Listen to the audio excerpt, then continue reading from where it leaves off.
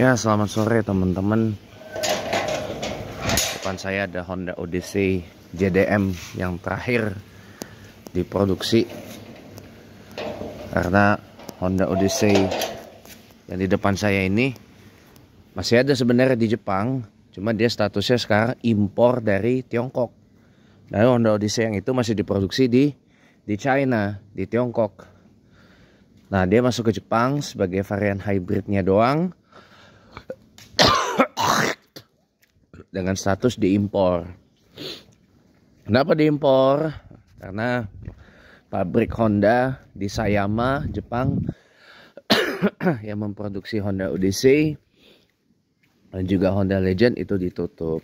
Konon katanya pada waktu itu Honda mau berfokus membuat mobil listriknya yang fenomenal itu loh, Honda i katanya. Cuma Honda i pun juga keburu di discontinue sama Honda karena alasan gua udah kunci belum ya? Aduh, gua belum kunci ya. Ntar dulu ya, gua kunci ini dulu ya. Gua belum kunci ternyata. Lupa. Aduh, iklan dulu ya teman-teman ya. Oke, welcome back teman-teman. Lewat depan Honda Odyssey lagi, Honda Odyssey JDM yang terakhir ya. Maksudnya itu yang terakhir diproduksi di Jepang. Karena selanjutnya Honda Odyssey masih kayak gitu, kodenya RC1 ya. Kodenya RC1, tapi sekarang di Jepang masuknya impor dari China, dari Tiongkok. Dan juga sudah tidak lagi dijual oleh Honda Prospect Motor di Indonesia. Ya otomatis mobil Honda termahal yang dijual di Indonesia itu Honda Accord Hybrid yang EHEV ya. Bilangnya EHEV ya. Honda Accord RS yang EHEV. Dia harganya kalau dari perkembangan terbaru dia sudah tembus di angka 980-an juta. Memang lebih murah dari Camry yang baru, Camry yang XV80 ya, yang ada sekarang. Yang di Depok gue lihat satu mobilnya harganya sekarang udah 1 M-an. Dan itu pun dia statusnya spot order. Nah, apa itu spot order? Saya beritahu ya. Spot order itu kita pesan di tempat. Kita pesan di dealer. Kita SPK-in mobilnya di dealer. Ya. Nanti mobil itu diproduksi sesuai dengan permintaan dari konsumen. Jadi makanya inden dari mobil spot order itu lebih lama daripada mobil yang diproduksi massal atau diproduksi bareng-bareng gitu. Jadi misalkan nih spot ordernya Camry baru nih. Nah, kita pesan misalkan hari ini tanggal berapa? Hari ini tanggal 28 Oktober 2025. Nah, itu biasanya spot order itu kita baru bisa dapat Camry baru kita tuh 3 atau 4 bulan setelah Oktober 2025. Artinya kita baru bisa paling enggak nerima Camry kita itu di Januari atau Februari 2026. Karena memang sistemnya seperti itu. Ya, karena memang sistemnya seperti itu, teman-teman. Itu sistem spot order namanya. Jadi kalau lalu ya temen gua nih enak. Ya, bentar ya. Naik dulu gua.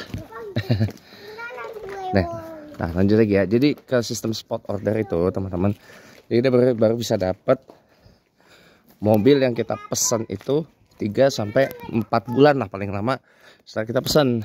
Contoh kasus nih, misalkan sekarang saya pesan Camry Hybrid yang baru XV80. Harganya sekitar 1 M-an sekarang. Udah 1 M-an. Sekarang udah 1 M-an. Tadi kan begitu pertama masuk di Gias 2025 harganya kan 980 juta rupiah. Nah kan otomatis karena nilai tukar rupiah bagaimana pasti kan ada kenaikan harga lah. Ya mungkin sekarang harganya sudah 1 miliaran mungkin. Aduh, ada musik lagi bentar ya. Ya, welcome back teman-teman. Ini gue lagi nerangin tentang spot order, ada musik. Gue takut kena copyright YouTube gue. Soalnya kan yang main-main musik ini kan nggak ngerti, ya, nggak ngerti kalau YouTube itu punya kebijakan copy. Nah, yang ngertinya cuma bocah lari doang. Ngertinya bocah lari sama dangdutan doang tuh yang main musik, ya kan? Nggak ngerti soal YouTube copyright. Karena yang main musik sama yang ngerti bocah lari kagak main YouTube. Udah itu aja. Kita lanjut ya teman-teman ya. Kita gak usah terlalu posting orang. Takutnya nanti apa tersunggang orang-orangnya. Tersunggang nggak? Ya. Soalnya nanti orangnya pada tersunggang, repot nanti. Ya udahlah. Ya lanjut ya. Jadi sistem spot order seperti itu. Jadi kita baru bisa dapat, saya baru bisa dapat Camry baru itu kalau nggak Januari, Februari 2026. Karena dia diproduksi mengikuti permintaan konsumen. Bukan diproduksi menurut permintaan supply and demand. Gitu. Nah, itu bedanya mobil yang diproduksi secara spot order dan mobil yang diproduksi biasa, maksudnya diproduksi bareng-bareng lah, produksi massal seperti itu. Itu bedanya teman-teman, itu bedanya. Nah, ini kenapa saya kesini, karena saya mau ke Bintaro Jaya Exchange 2 atau BXC 2, karena jujur saya belum pernah ke sana. Jujur ya, jadi jujur saya belum pernah ke sana semenjak pertama kali dibuka BXC 2 itu atau Bintaro Exchange 2 itu. Jadi mumpung saya ada waktu, ya udah aja lempengin aja ke sana gitu. Saya lempengin aja ke sana daripada bosen ya kan. Udah lempengin aja ke sana. Itu kenapa saya berangkat lebih awal. Kalian aja maghrib bisa di sana nggak apa-apa kok, ya kan? Iya. Karena gini teman-teman ya, kalau misalkan dikaitkan dengan kejadian kemarin malam, ada lah kaitannya dengan kejadian kemarin malam, ya.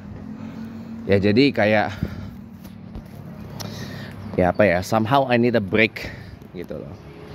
Somehow gue perlu jeda gitu loh, perlu istirahat gitu loh dari rutinitas gua di musala Polsek Pesanggeran itu, ya kan. Tapi jujur gua kemarin meledak itu bukan karena gua capek, enggak. It doesn't not relate to my tiredness atau berhubungan dengan kelelahan atau fatigue gua, enggak ada kaitannya dengan itu, enggak ada. Karena gue itu orangnya apa ya? Gue tuh orangnya teguh pada prinsip. Kalau memang itu adalah prinsip gue, itu pasti gue akan pegang teguh. Contoh gini, gue misalkan berpegang pada prinsip ayat Al-Quran itu, lo nggak boleh hina, lo nggak boleh cerca, lo nggak boleh maki, lo nggak boleh hina, dan lo nggak boleh play around dengan itu. Lo nggak boleh main-main dengan ayat Al-Quran. Ya, itu prinsip itu gue pegang sampai hari ini. Jadi teman-teman, kalau gue kemarin marah karena itu prinsip. Gue sangat tidak menyukai ke orang itu playing around atau mempermainkan, melecehkan, memperlekehkan ayat-ayat suci Al-Quran. Itu jujur gue nggak suka yang seperti itu. Makanya gue marah kemarin. Makanya gue sampai keluar yang disebut kata kais ya, ancaman itu. Enggak lah, itu gue nggak ngancem coy.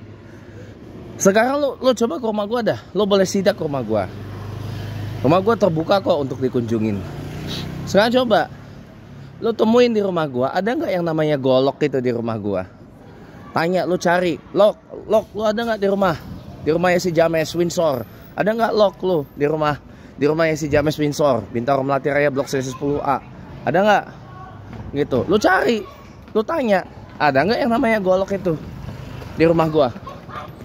Jawabannya pasti kagak ada lah. Kita di sini nggak ada. Kita, orang semua orang rumah Nggak ada yang main golok. Apalagi gua. Nggak punya gua golok. Gimana coba kalau gimana gua mau menggal kepala orang kalau golok aja gua nggak punya? Gimana gua mau bawa golok kalau golok aja gua nggak punya? Ayo. Mau beli golok juga beli di mana? Lu coba berpikir ke situ.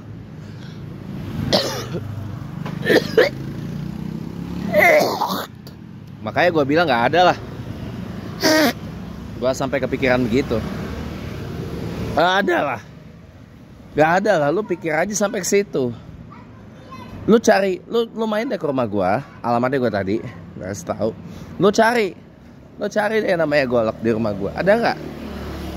Nggak ada. Saya pastikan 100% nggak ada golok di rumah gue.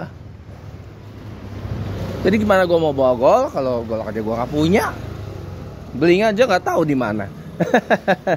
Makanya gue bilang jangan dibawa itulah.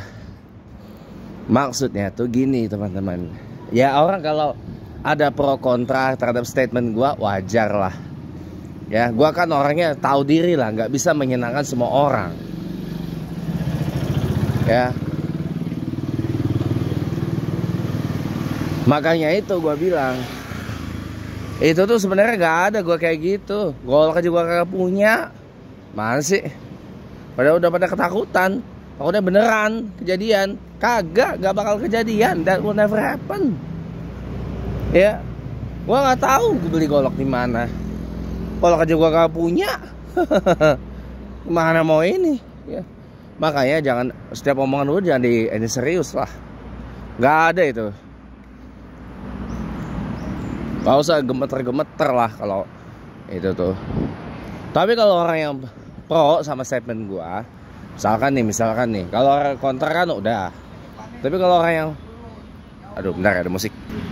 Oke, welcome back. Kalau orang yang pro dengan statement gua, pasti kan mereka punya pandangan yang lain, punya sisi argumentasi yang lain, gitu loh.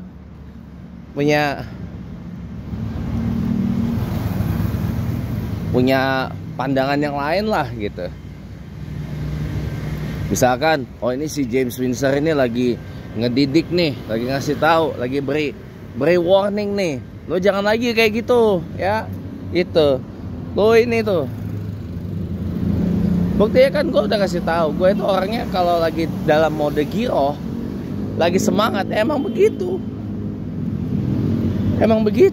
Jadi ya udahlah itu gak usah terlalu diambil pusing juga sih. Yang salah siapa? Lu juga yang salah. Terus lu terlalu mengambil omongan gua terlalu serius. Lu terlalu khawatir itu kejadian. Gak bakal kejadian kok. Jauh sebelum gua menyatakan itu semalam dan hari ini gak bakal kejadian. Kenapa? Lu cari di rumah gua, ada nggak yang namanya golok? Nggak ada. Golok aja gua nggak punya. Nggak tahu gua juga gua belinya di mana golok. Makanya jangan terlalu diseriusin gitu. Nggak ada gua ngancam-ngancam kayak gitu, nggak ada lah. Apain gua kayak gitu? Maksudnya itu gua tuh ya itulah bahasa kasih dan sayang itu. Gue bukan seperti sebelah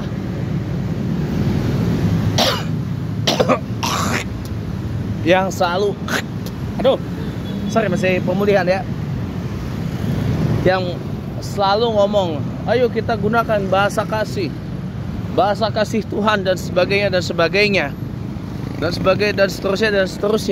Ini maaf kata ya, bahasa seperti itu bahasa sebenarnya bahasa nipu. Lo tau nggak bahasa nipu? Itu bahasa nipu coy. Ibarat yang pernah gue bilang beberapa waktu lalu, anak-anak zaman sekarang yang disebut snowflake generation itu atau strawberry generation itu, generasi strawberry itu tau nggak, ditanam sama orang tuanya, diajarin sama orang tuanya, dibina sama orang tuanya, dididik sama orang tuanya. Orang tuanya itu udah ngajarin gini, dunia itu akan berpihak sama lo sepenuhnya. Dunia akan baik-baik aja. Karena apa? Dunia akan berpihak sama lu. Dunia akan baik sama lu. Ya, dunia akan sayang sama lu. Itu. Dan itu kejadian. Dan itu kejadian, coy. Makanya begitu gua gasak dikit langsung main. Padahal itu nggak sampai seberapa lah. Ya. Nggak sampai seberapa lah. Ya. Nggak sampai seberapa. Itu baru gua asah dikit, baru gua poles dikit langsung lembek. Aduh, gua bilang, aduh, kacau nih, gua bilang. Memang kacau. Ya. Memang kacau. Kenapa? Karena lu mengaburkan realita dari anak, coy. Lu mengaburkan realita dari anak bahwa seakan-akan dunia itu akan baik terus sama si anak lo itu. The world will be good at your own children, but fact says the world is not always good to your children. The world is not always fair to your children. And the world is not always on your children's side. But instead you teach your children the world is on your side.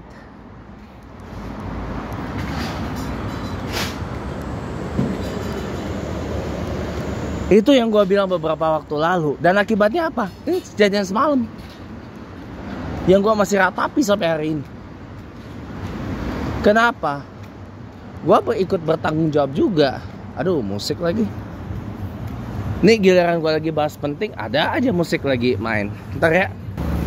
Oke, welcome back teman-teman. Jadi gue itu ya, gue itu punya pandangan begini. Ya, gue itu punya pandangan begini.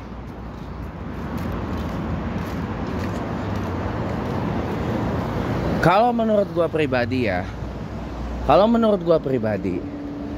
gue bilang ya, itu anak-anak seperti itu sebenarnya korban salah didik, korban salah asuh. Masalahnya bukan berada di luar, masalahnya ada di dalam rumahnya. Kenapa? Orang tuanya ngelembekin si anak. Jawabannya itu. Kalau lo mau tahu. Lalu kenapa anak-anak zaman sekarang, generasi sekarang banyak yang disebut strawberry generation, ya, snowflake generation, generasi strawberry? Dan jawabannya satu, orang tuanya yang ngelembekin, titik. Orang tuanya yang ngelembekin si anaknya. Itu fakta. Maaf gua ngomong pedes kayak gini. Orang tuanya yang ngelembekin anaknya, simple. Kenapa? Tadi udah gua bilang, orang tua mengajarkan anak itu tadi yang gue bilang, the world will always be on your side. Dunia akan selalu berpihak padamu, nak, gitu. Padahal faktanya tidak demikian. The world is not always on your children's side. Dunia nggak akan selalu berpihak pada anak lu. Tapi lu mengajarkan sebagai itu, namanya lu mengaburkan realita. Itu namanya memanipulasi realita. Jadi seakan-akan membuat dunia akan baik-baik, dunia baik-baik aja. Dunia akan baik-baik aja buat si anak itu. The world will always good to your children. But in fact, no, it isn't. Kenyataannya nggak demikian. Gua usah tahu lu aja. Jadi masalahnya bukan karena di luaran, di dalamnya udah bermasalah. Ya, kenapa? Anak-anak zaman sekarang, ya, Gen Z, yang disebut Gen Z, Gen Alpha, ya, pada disebut generasi strawberry, ya. Ya karena orang tuanya udah salah. Terutama ya Gen Z yang inilah, Gen Z dan Gen Alpha deh. Kalau Gen Z kan nggak semua, oke. Gen Alpha deh. Yang semalam itu Gen Alpha tuh. Ya. Kenapa? Ya orang tuanya ngelembekin duluan, gimana sih? Jadi orang tua tuh pay their revenge. Orang tua dari anak-anak yang gua iniin semalam itu, usianya tuh rata-rata nggak jauh beda dengan gua baru 31. Sementara orang tua itu usianya ya di rentang 30, 40-an awal. Ya. Masih muda-muda kok. Tapi apa? Mereka menciptakan anak mereka seperti itu. Tahu nggak kenapa? Karena mereka mau balas dendam, coy. Dulu mungkin mereka waktu jadi anak, orang tuanya terlalu bagaimana lah ngedidiknya, ya, terlalu menimbulkan luka yang amat dalam mungkin, terlalu keras mungkin, atau terlalu apa mungkin, nggak tahu lah gue. Sehingga, aduh, musik lagi. Gue pause dulu ya. Dah. Nih itu komersial berikan terakhir tuh, gara-gara musik. Berapa kali tuh gue pause gara-gara musik. Soalnya mereka kan gak tanggung jawab kalau YouTube gue kena copyright. Jadi makanya gue cegah aja. Jadi seperti itu. Nah, jadi mungkin mereka waktu jadi anak dulu dididik terlalu bagaimana lah sama orang tuanya. Gue juga gak tahu. Ya, jujur gue gak tahu. Ya. Dan itu juga bukan ranah gua untuk mendiskusikannya, ya.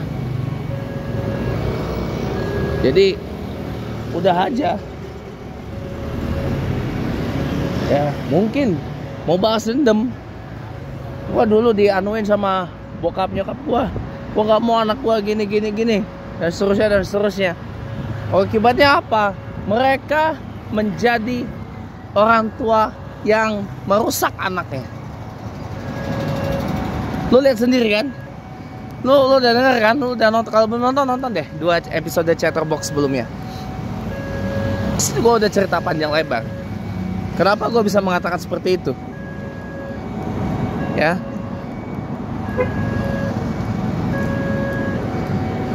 Coy, gue beritahu lu ya. Orang tua itu sekeras-kerasnya ngedidik, itu buat lu juga. Ya, orang tua di rumah, guru lu di sekolah, dosen lu di universitas, ya, pemuka agama lu di sekolah agama masing-masing, ya, misalkan di guru atau kiai lu di pesantren, ustazah lu di pesantren, atau siapalah menurut agama ini masing-masing aja lah, ya. Mereka didik lu keras kayak gitu, tujuannya buat lu juga. Itu loh, buat kita juga. Karena apa? Orang tua pasti mengharapkan yang terbaik untuk kita,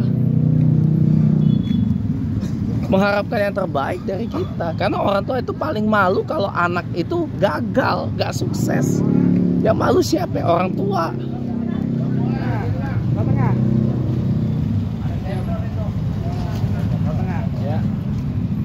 Ngapa motor mau lewat trotoar dah ini? Aduh, SDM rendah banget asli, ampun dah gua. SDM rendah banget, motor mau terobos trotoar kan bajigur banget. Ya. SDM rendah, ampun. Malu gua. Bener malu gua. Jam berapa? Jam 5 ya. Ya jam 5, maghrib jam maghrib ya masih lama lah, sejaman lagi. Ya, sejaman kurang lah. Sejaman kurang lagi. Jadi kalau menurut gua pribadi ya, setiap orang tua itu pasti berharap yang terbaik untuk anaknya. Sekeras-keras apapun, segalak apapun orang tua kita, tetap itu orang tua, coy. Semarah apapun orang tua sama kita, itu orang tua juga. Atau orang tua lu yang kumpul, yang ketemu, terus ngelahirin lu ke dunia, ngelahirin gua juga ke dunia. Lu harus tahu itu. Ini nggak diajarin nih sama anak-anak yang sekarang ini, yang snowflake apa strawberry kayak gitu, kagak diajarin yang beginian. Lu bisa ada seperti sekarang ini karena doa dan restu dari orang tua lu, karena kasih sayang orang tua lu, karena cintanya orang tua lu sama lu. Gue bisa begini kenapa? Karena orang tua gue sayang sama gue, orang tua gue cinta sama gue, orang tua gue peduli sama gue. Nah, orang tua gue didik gue jadi seperti sekarang ini.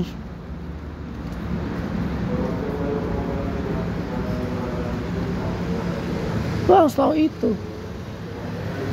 Gak ada orang tua yang jahat sama anaknya kagak. Memang oke lah, ada memang di berita, tapi kan itu kan karena ada hal ya itu dirasuki setan lah atau apa gitu ya. Aslinya kagak ada coy orang tua sejahat itu sama anak, kagak ada. Lu taruhannya sama gua mau taruhan berapa? Kagak ada orang tua yang jahat sama anaknya, kagak ada teman-teman. Kalaupun misalkan nih lu lihat di berita TV ya, orang tua ninggalin anaknya di rumah sakit pas lahir, atau orang tua buang anaknya pas masih bayi, tahu kemana, anaknya jadi dirawat sama orang, bukan sama orang tua kandungnya ya. Itu karena ada alasannya teman. Itu karena apa?